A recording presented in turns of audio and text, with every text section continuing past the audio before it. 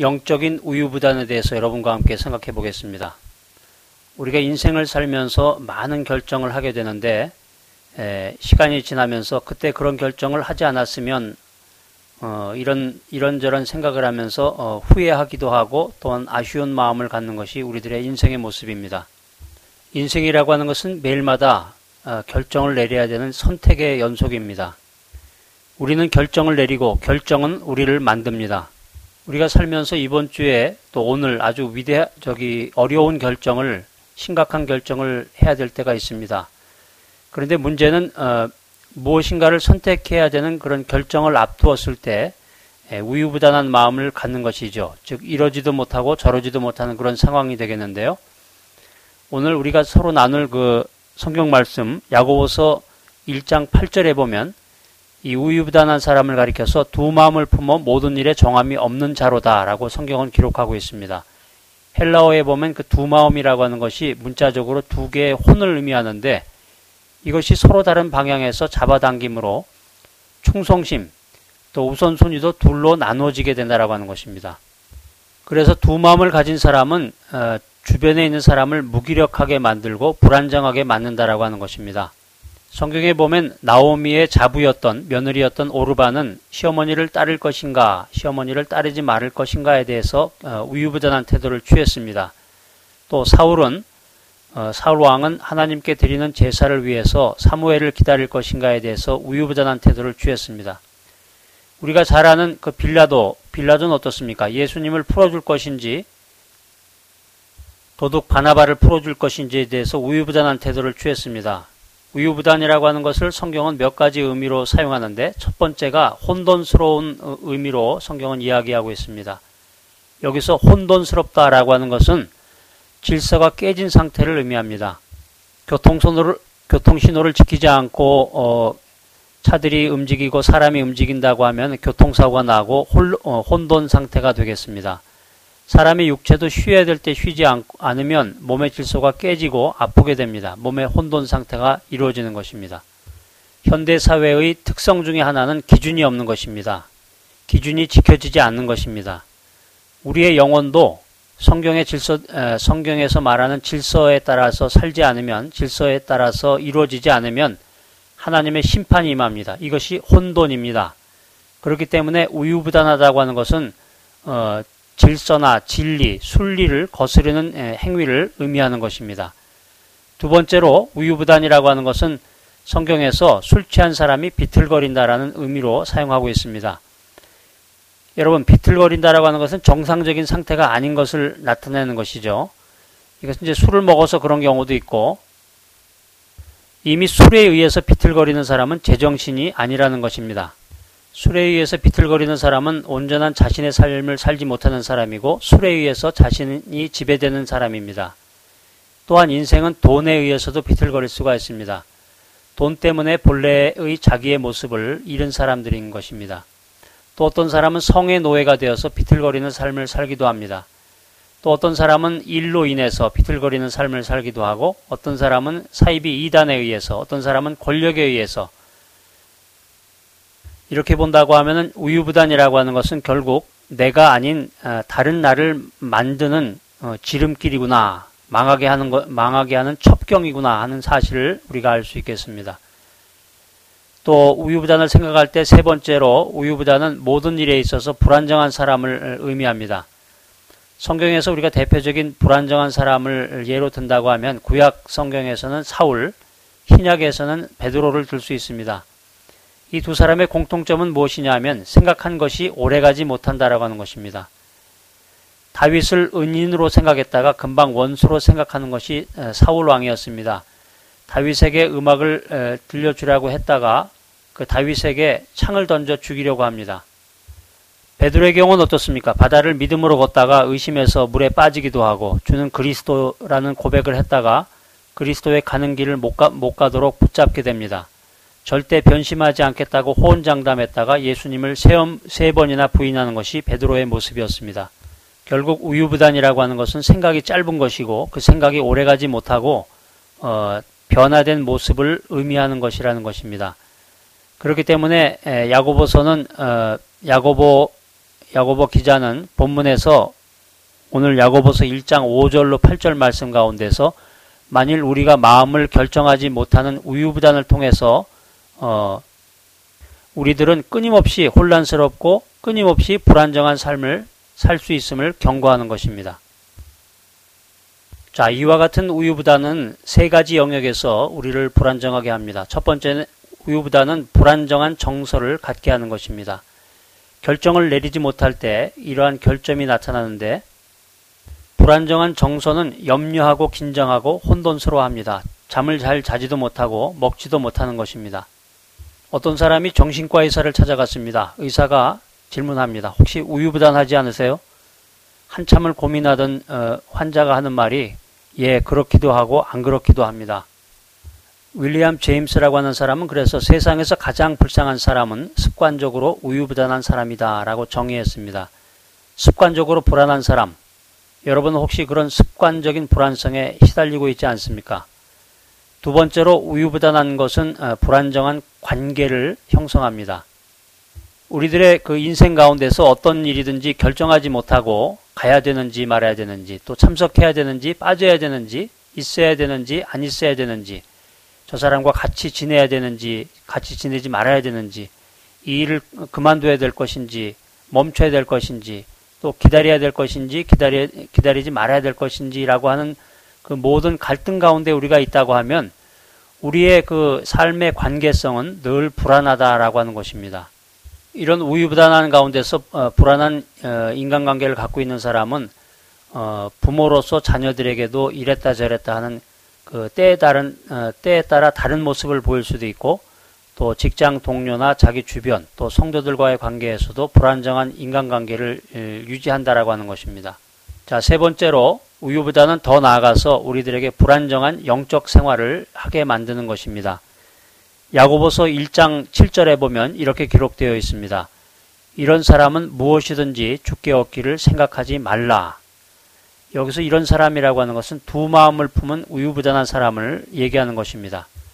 다시 말해서 야고보서 기자는 두 마음을 품은 사람은 주님으로부터 오는 능력을 공급받기를 기대하지 말라고 하는 것입니다. 여기서 두 마음이라고 하는 것은 성경적인 표현대로 풀이를 하면 옛사람과 새사람입니다. 옛사람은 나의 인간적인 모습대로 내 마음대로 내 고집대로 사는 사람이고 새사람은 우리의 심령 속에서 존재하시는 성령님을 따라서 새로운 삶을 사는 사람을 의미합니다. 성경은 우리에게 성령을 따라서 살 것인지 나의 인간적인 자아와 또 주장과 고집대로 살 것인가 하는 것을 결단하기를 우리들에게 요청하는 것입니다. 성령님께 우리가 순종하면 주님으로부터 오는 힘을 공급받을 수 있지만 내 마음대로 산다고 하면 하나님으로부터 오는 것을 받지 못한다라고 하는 것입니다. 그런데 이것도 저것도 아닌 두 마음은 삶을 이중적으로 인도한다고 하는 것입니다. 우리가 잘 아는 지킬 박사와 하이드처럼 영적인 정신분열을 가져오는 것입니다. 철로 역정에도 보면 이중얼굴씨라고 하는 사람이 나오는데 하나님의 뜻과 자신의 뜻을 동시에 따르려고 한 사람을 비유적으로 그려내고 있습니다. 이런 사람은 무엇이 옳은지를 알면서도 행동은 다르게 하는 것입니다. 두 사람의 삶을 동시에 살고자 노력하는 사람이 되겠는데 주일날 교회에 와서는 믿는 사람들은 군병 같으니라는 찬송을 부르지만 월요일에는 탈영병이 되고 마는 것입니다. 자, 성경이 말하는 그 우유부단의 해결책은 무엇입니까?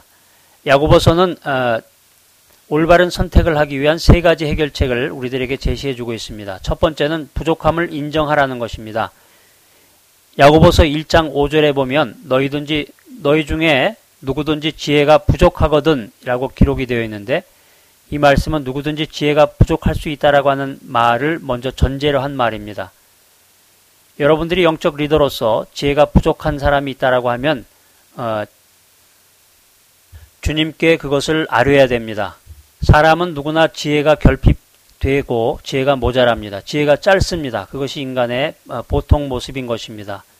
지혜라고 하는 것은 지식과 다릅니다. 지혜는 실체화된 지식을 의미하는데 지혜는 하나님의 관점에서 인생을 보는 것입니다.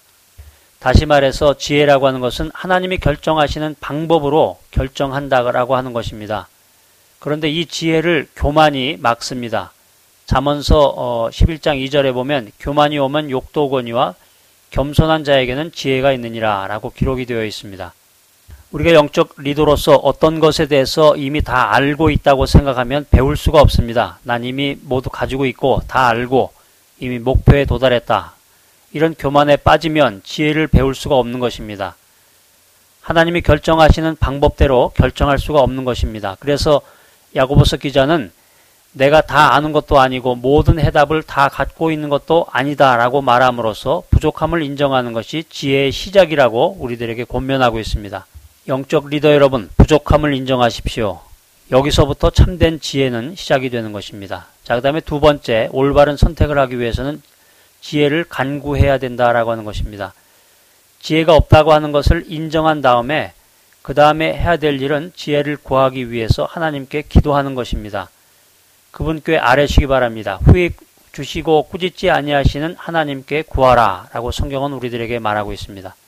여러분, 우리가 어떻게 지혜를 얻을 수 있겠습니까? 많은 사람들은 인터넷을 함으로써 또 시사저널을 읽음으로써 텔레비전을 봄으로써 머리 좋아지는 약을 먹음으로써 DNA 우유를 먹음으로써 성공한 사람들과 같이 지냄으로써 지혜가 얻어지리라는 착각을 갖게 됩니다. 그러나 놀라운 것은 성경은 하나님께 기도함으로써 지혜를 얻을 수 있다고 우리에게 말씀하십니다. 우리가 하나님께 구하는 것이, 간구하는 것이 지혜를 얻는 비결이라고 하는 것입니다. 그렇기 때문에 하나님께 아뢰고 지혜를 구해야 되는 것입니다. 잠언서 2장 6절에 보면 여호와는 지혜를 주시며 지식과 명철을 그 입에서 내심이며 라고 말씀합니다. 만일 우리에게 지혜가 없다면 구하지 않았기 때문입니다. 우리가 야고보서 4장 2절을 다시 한번 읽어보면 너희가 얻지 못하면 구하지 아니하며 라고 기록되어 있습니다. 신약에는 20번이나 구하라 그리하면 얻으리라는 말을 되풀이해서 우리에게 전달해주고 있는데 헬라어의 문자적인 의미는 계속적으로 지속적으로 끊임없이 구하라고 하는 것입니다. 구할 때 사람들은 너무 많이 지혜를 구하면 하나님께서 귀찮아하지 않을까라는 생각을 하게 됩니다. 그렇지만 하나님께서는 절대로 귀찮아하지 않습니다. 그분은 주는 것을 기뻐하시는 전능자인 것입니다. 세 번째로 올바른 선택을 하기 위해서는 믿음으로 응답을 기대해야 되는 것입니다. 믿음으로 응답을 기대하고 고대하시기 바랍니다. 너희 중에 누구든지 지혜가 부족하거든 모든 사람에게 후히 주시고 꾸짖지 아니하시는 하나님께 구하라. 그리하면 주시리라. 오직 믿음으로 구하고 조금도 의심하지 말라. 여기서 의심이라고 하는 말은 헬라어 디아크리노메스의 어원인 디아크리노라고 하는 뜻인데요. 시릭을 놓고 저울질하지 말라는 거죠. 의심하다라는 말이 저울질하지 말아라. 망설이지 말아라. 다시 말해서 지혜를 구하되 하나님께 지혜를 구하되 저울질하지 말고 망설이지 말고 믿음으로 구하라고 하는 것입니다. 다시 말해서 지혜의 핵심은 기도하는 것이고 그 조건은 믿음인 것입니다. 영적 리더 여러분은 기도하면서 이런 생각하십니까? 아마 안 될 거야. 만일 여러분이 기도하면서도 그 일은 불가능할 거야 라고 생각한다면 하나님은 기도하면서 야 시간 낭비하지 말아라 라고 말씀하실 겁니다. 믿음으로 기도하고 믿음으로 감사하시기 바랍니다. 그런데 의심은 우리를 무기력하게 만듭니다. 의심은 하나님의 역사하심을 방해합니다. 야 이건 너무 큰 문제야. 내가 코너에 몰렸는데 위기에 몰렸는데 이건 불가능해. 그렇지만 하나님은 불가능에 대해서 전문가이십니다. 불가능 전문가 하나님을 여러분들이 바라보고 그 하나님께 간구하시기 바랍니다. 여러분의 시선을 문제와 상황에서 떼시고 주님을 바라보시기 바랍니다. 여러분들이 주님에게서 시선을 떼고 불완전하고 불가능한 환경을 바라보는 그 순간 여러분은 죽습니다. 여러분의 시선을 문제에만 고정시킨다고 하면 여러분은 문제 속에 빠져서 죽고 말 것입니다. 믿고 의심하지 마십시오. 의심하는 자는 마치 바람에 밀려 요동하는 물결과 같으니 라고 성경은 말하고 있습니다. 많은 그리스도인들이 바다 위에 떠있는 낚시찌처럼 이리저리 바람에 떠밀리고 있습니다. 영적 리더라고 하는 우리들 자신도 하나님으로부터 오는 지혜를 믿음으로 기대하고 믿음으로 응답하지 않기 때문에 바람에 이리저리 요동치는 그 낚시찌와 같이 살아가는 사람들이 있는 것입니다.